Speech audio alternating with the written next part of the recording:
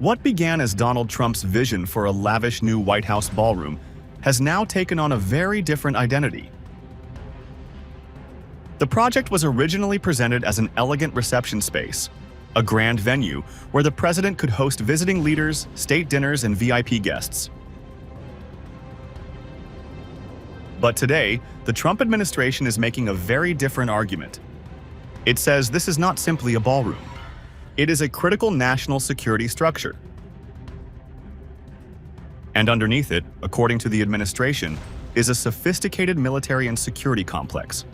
That transformation is now at the center of a major legal battle between the White House, preservation groups, and the U.S. courts. The proposed project is a roughly 90,000 square foot ballroom on the site of the White House East Wing. Trump ordered the East Wing demolished in 2025, and construction began soon after. The project was initially estimated at around $200 million. But the estimated cost has since risen to roughly $400 million. The administration has argued that private donors would fund the ballroom, while critics have questioned whether Trump had the legal authority to demolish the East Wing and begin construction without congressional approval. The National Trust for Historic Preservation challenged the project in court. The group argued that the administration had bypassed legally required review and approval processes, and that such a major alteration to the White House complex could not simply be carried out by presidential order. Lower courts subsequently ordered construction of the above-ground ballroom to stop, but they allowed work on the underground security structure to continue. And that distinction has become crucial.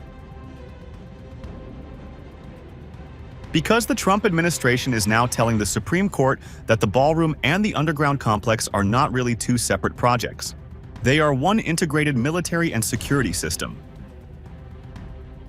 Trump himself has reinforced that argument.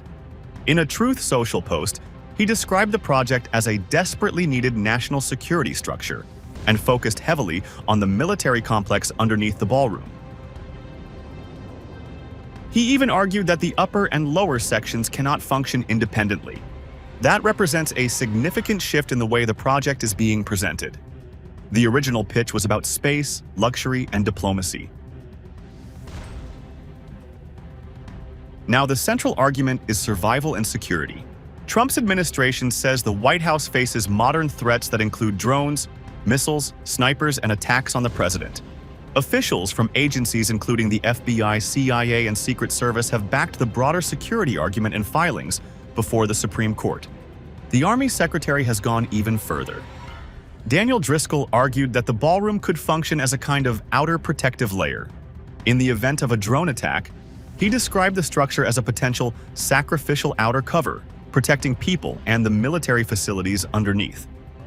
The administration has also revealed that security officials have raised the White House complex's internal emergency response condition 12 times so far this year.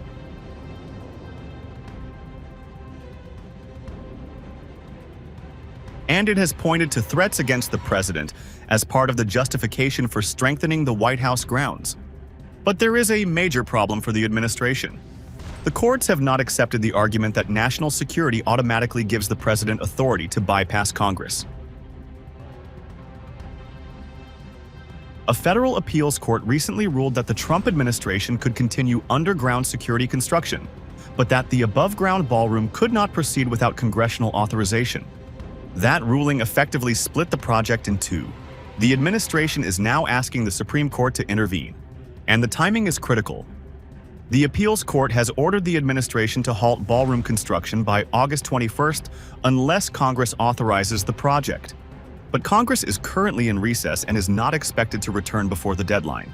So instead of taking the issue to lawmakers, the Trump administration is taking the fight to the Supreme Court.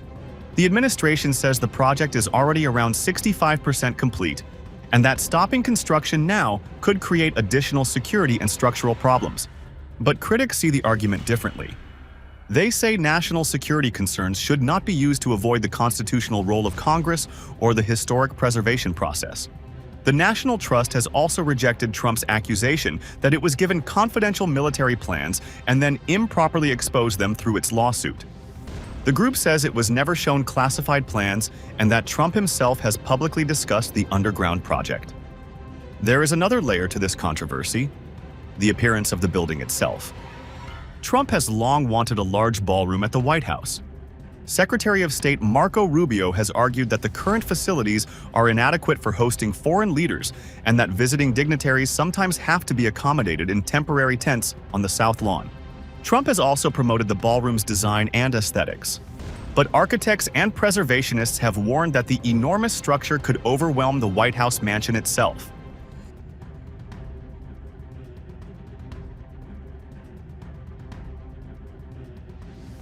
The proposed ballroom is expected to be roughly the same height as the White House mansion, raising concerns about the historic appearance of the presidential complex.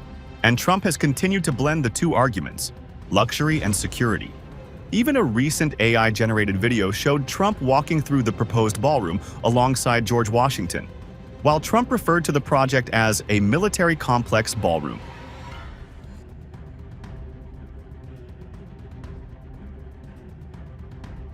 So what exactly has this project become? A ballroom? A bunker? A military complex? Or all three? That question now goes beyond architecture. It has become a constitutional fight over presidential power, a legal battle over congressional authority, and a national security debate over how much protection the White House really needs.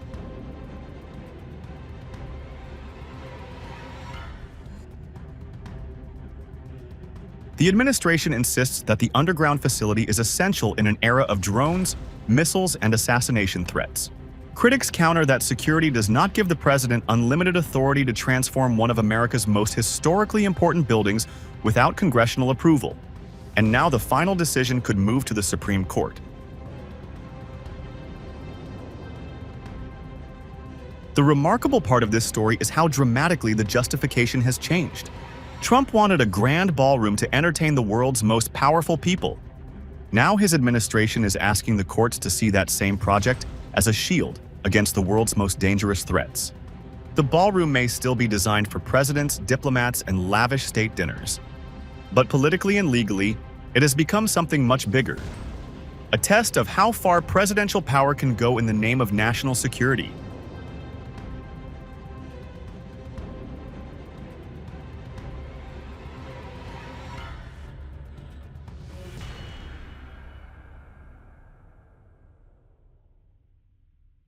If you like this video, then like, share and subscribe to Mirror Now.